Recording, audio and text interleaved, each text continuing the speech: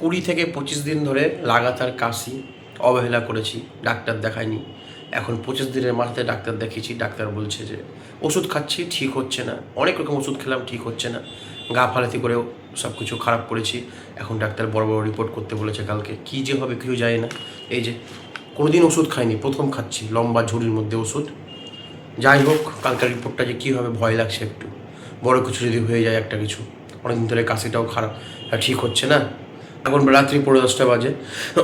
তো যাই হোক, আবার সকালে আসছি, দেখা যাক রিপোর্ট করে কি হয়। ডাক্তারের কাছে যাই, কি বলছে না বলছে সব কিছু ডিটেলস জানাবো। আর প্লিজ বড় ভিডিওগুলো করছি, একটু সাপোর্ট করুন, নাহলে কীভাবে হবে না।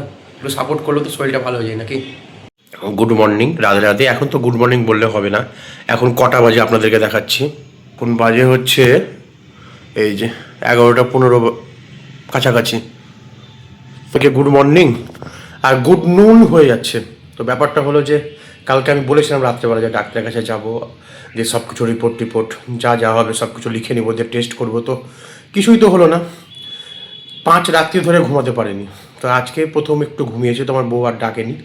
এখন বাজে 11:15, এখন ঘুম থেকে উঠলাম। ঘুমাতে 2টা বেজে গেছিলো। কাশি তো আপনারা জানেন যে কত কষ্ট হয়।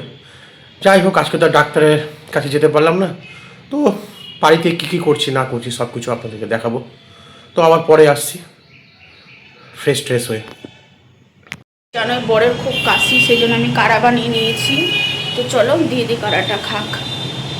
এই যে নাও,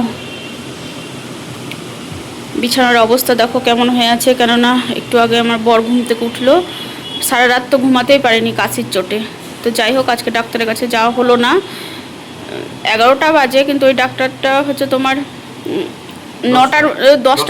10টার মধ্যেই বন্ধ করে দেয়। হোমিওপ্যাথি ডাক্তার তো, সেই জন্য অনেক দিন ধরে, অনেক বছর ধরে ওই ডাক্তারই দেখাচ্ছে। তো যাই হোক, কাড়াটা খাক, তারপরে আমি বিছানা পরিষ্কার করে পরে আবার আসছি। তো বাইরে প্রচুর বৃষ্টি প্রায় চলে এসছে। তো মেয়েকে আবার স্কুল থেকে আনতে হবে। তার আগে ভাবলাম যে একটু খেয়ে নিই। তো কিছু না, হালকা চিকেন ভাত, পাতলা করে। কাশি হয়েছে, অন্য কিছু রুটছে না, তাই একটু চিকেন আর ভাত খাচ্ছি।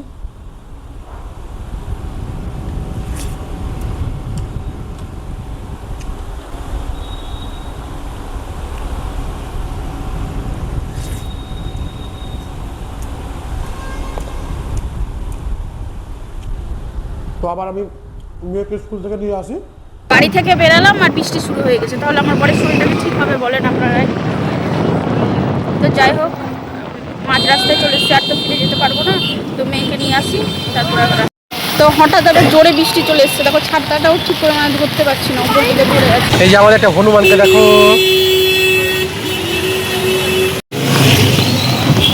জল নেমেছি রোডে।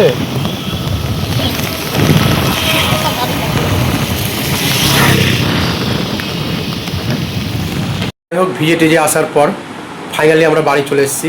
এই যে এখন মেয়েকে একটু ভাত খাওয়াচ্ছে, আর এই যে আমার হাতে গ্রিন টি, স্নান করা হয়ে গেছে। তো কালকে রাত থেকে এখন পর্যন্ত যে ব্লগটা যদি ভালো লেগে থাকে, তাহলে প্লিজ আমার চ্যানেলটাকে সাবস্ক্রাইব করে দিন, আর একটু ভিডিওটা পুরোটা দেখবেন। এটাই হলো অনুরোধ, আর কিছু না। তো আবার অন্য কোনো নতুন ভিডিও নিয়ে আবার আসবো। আরও ভালো ভালো ভিডিও পেতে চাইলে চ্যানেলটাকে আপনারা প্লিজ সাবস্ক্রাইব করবেন। তো আজকের মতো টাটা করে দাও তো সবাই। হ্যাঁ, আমার বউটা কী করলে ভগবান জানে। ঠিক আছে, বাই।